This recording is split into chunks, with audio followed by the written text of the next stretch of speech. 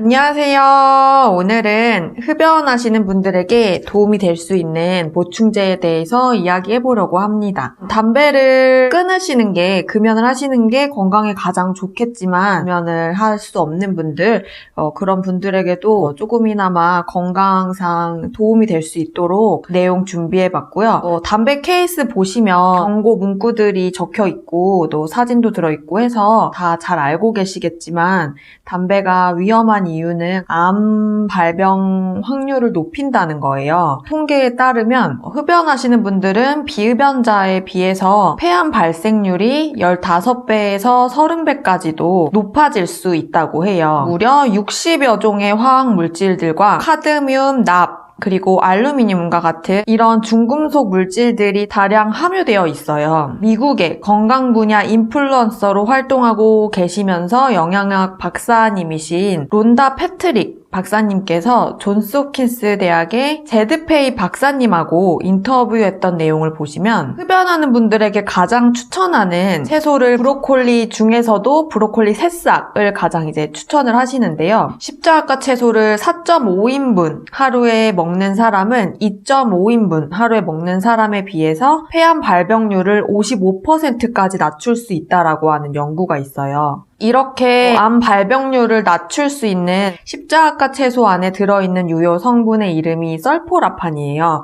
제가 예전에 설포라판에 관련해서는 영상을 2가지 정도 만든 적이 있는데 이 십자가 채소 안에 들어있는 설포라판이라고 하는 성분이 항암 효과를 발휘하는 주 성분이에요. 브로콜리 안에 있는 설포라판의 양보다 브로콜리 새싹에서는 무려 100배가량 더 많다라고 해요. 그래서 이 설포라판의 효능을 얻기 위해서 십자가 채소를 드시고 싶은 분들은 가장 좋은 방법이 브로콜리 새싹을 드시는 방법이에요. 또 담배 연기 속에는 벤젠이라고 하는 화학물질이 들어가 있는데 담배 연기뿐만 아니라 우리가 일상생활에서 배기가스라던가 주유소에서 주유를 할 때 아니면 비행기를 탑승했을 때 그 엔진에서 발생되는 물질에 벤젠이 함유되어 있기 때문에 흡연자나 비흡연자들은 항상 벤젠이라는 이런 화학물질에 노출이 되게 되어 있어요. 일반인들은 하루에 0.2mg 정도의 벤젠을 들여 마신다고 해요. 그런데 흡연하시는 분들은 10배 더 많은 2mg 정도의 벤젠을 하루에 들여 마시게 된다고 해요. 이런 발암물질이 우리 몸속에 들어오게 되면은 해독 과정을 통해서 이런 발암물질들을 해독하게 되는데요.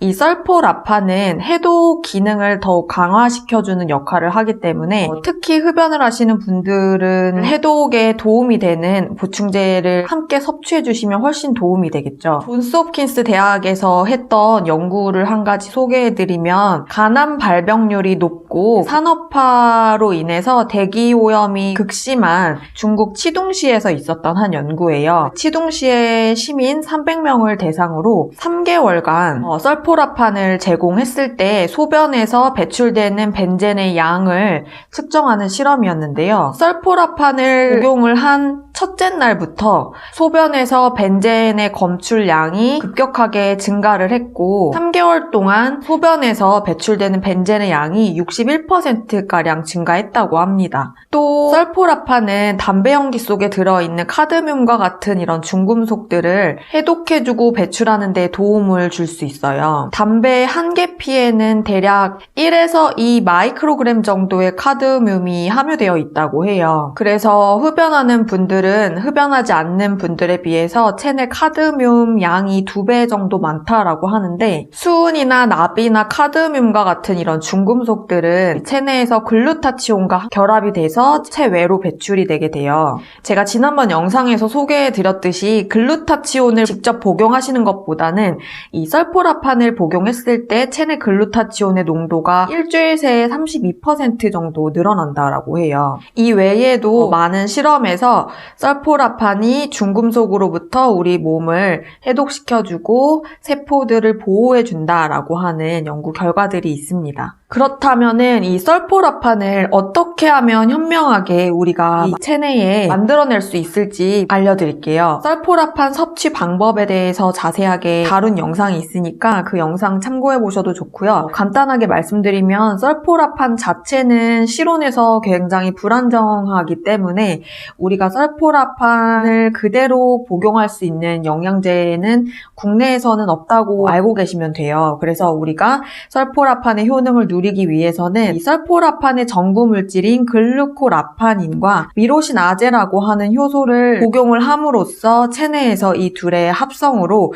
설포라판을 만들어내는 방법이 가장 좋은 방법인데요. 브로콜리 새싹을 직접 길러서 섭취하고 싶으신 분들은 하루에 30g 정도를 먹으면 유효 성분인 설포라판 4.4mg을 복용할 수 있다라고 해요. 그런데 맛이 굉장히 와사비처럼 톡 쏘는 맛이 있어서 그냥 생으로 드시기가 많이 힘드시고, 브로콜리 자체를 드시는 분들도 데쳐서 드실 경우에 그 안에 들어있는 미로시나제라고 하는 효소가 파괴가 되면서 우리가 브로콜리를 익혀 드시는 경우에는 충분한 설포라판 합성이 체내에서 불가능해집니다. 그래서 보충제를 골라서 복용을 하시는 방법도 있고, 글루코라파닌과 미로시나아제가 같이 들어있는 영양제 중에서 고르시는 게 좋고, 존스홉킨스 대학에서 설포라판 유효 함량인 4.4mg을 체내에서 합성시킬 수 있는 영양제로 3가지를 추천한 영상도 참고해 주시면 좋을 것 같습니다. 존스홉킨스 대학교에서 추천한 영양제들에 대해서는 영상 하단 더보기란에 넣어 놓도록 할게요.